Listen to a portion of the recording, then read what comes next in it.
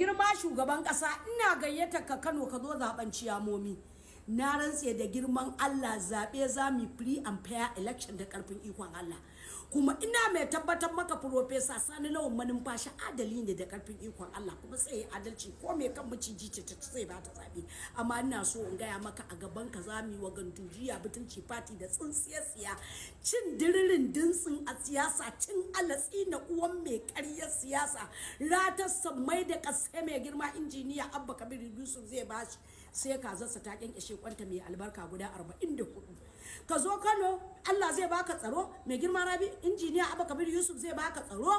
kuma za a yi zabe lafiya a gama lafiya mun raka ka hau jirgi cikin koshin lafiya da arziki da wadata kai tafiya ka Lagos so muke kasancewa wa'annan yan tawayen yaran mai girma injiniya Rabi Musa Kwankwaso da suka zo suke gaya maka su wasu ne su ba kowa bane shi barau mu ba mu damu da takararsa ba tunda in Allah ya da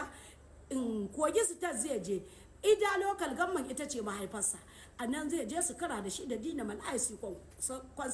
consensus ɗinsu don mai girma injiniya Rabi Musa Kwankwaso za mu roƙe shi roƙi dina malaye a ɗaga masa ƙafa ita kararsa a nan amma jihar Kano ta abbace jihar Kano ta abbace jihar Kano talakawan Kano na abba ne sun ce abba gida abba sun ce ramadanin gwamna